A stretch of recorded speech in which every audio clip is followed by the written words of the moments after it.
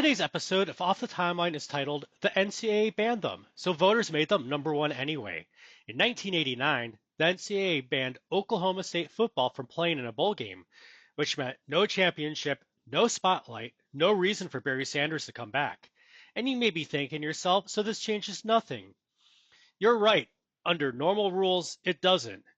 But what if, in an alternate universe, Barry Sanders came back for his senior season, but he was so dominant, so undeniable, that voters did something college football had never done before? They ignored the system entirely. What if the best team in America wasn't allowed to play for a championship and still finish number one anyway? This isn't a what if story about breaking the rules. It's a story about what happens when one player is so good, the rules stopped mattering. Now let's set the table for the decision. In real life, Barry Sanders' 1988 season is widely considered the greatest individual season in college football history. 2,600 plus rushing yards, 37 touchdowns. Video game numbers before video games looked like that. So he left. Of course he left, because staying didn't make sense. Oklahoma State wasn't just limited in 1989, they were effectively invisible. No bowl game, no national title path, no ending. But in this alternate timeline, Barry doesn't leave.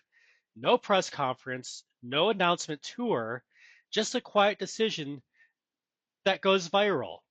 Barry Sanders is coming back. And immediately the entire sport asks the same question. Why? And you may be thinking to yourself, why would he risk everything for nothing? Because maybe it wasn't about winning a championship anymore. Maybe it was about proving something larger, that the best player in America didn't need permission. And that sets the table for the season building up. Week 1, Barry rushes for 210 yards. Week 2, 278. Week 3, 302. At first, it feels like a repeat. Then it starts to feel like something else because now everyone is watching differently. Every week, the question is, what is Barry Sanders going to do this week? Not Oklahoma State, Barry Sanders. By midseason, the narrative changes. This is the best player in the country on a team that can't win anything, and that starts to bother people. It's brought up in the media every week, and writers start asking some very uncomfortable questions, such as if they go undefeated, what are we supposed to do with that? And you may be thinking to yourself, okay, but stats don't equal wins. You're right. So let's talk about the games. Oklahoma State's not dominant everywhere. Defense gives up yards. Games get tight. There's a close game against Colorado. A late drive needed against Iowa State. One game where he's actually held under 150 yards. But every single time when it matters, he breaks one. By November, this is not a team, it's a phenomenon. If Oklahoma State is undefeated, it's because Barry Sanders refused to lose. And that sets the table for Bedlam breaking everything. Oklahoma versus Oklahoma State, national spotlight. A spotlight the NCAA tried to take away, but Barry Sanders forces it back to Oklahoma State anyways. Oklahoma's a loaded team. Oklahoma State is flawed but dangerous. And Barry Sanders, he's already over 2,000 yards. Again, back and forth game.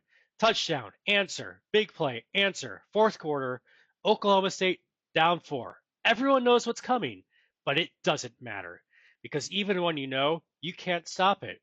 Barry breaks one, 60 yards, touchdown, Oklahoma State wins. Fans storm the field. And then there's a line that comes on the media. I don't know how you keep this team out of number one. And that's when everything changes. And that sets the table for the movement. The next week, the AP poll drops. Oklahoma State's number 2. And now it's no longer quiet. Writers start pushing, coaches start hinting, fans start arguing. And the media pressure builds. If they go undefeated, how do you ignore them? Are we ranking the best team or the most eligible team? And you may be thinking to yourself, they still can't win a championship. Correct. But now the question is different. What is a championship if the best team is not allowed to compete? Oklahoma State wins out. They go 11-0. Barry Sanders finishes with another 2,500 plus rushing yard season, another Heisman, and now the vote is coming. And that sets the table for the unthinkable. The bowl games happen. Miami, Notre Dame, Nebraska all win. A champion is supposed to emerge. And then on AP poll release day, the final rankings drop. Number 2 and then number 1, Oklahoma State. Without a bowl game, without a title appearance, and without permission.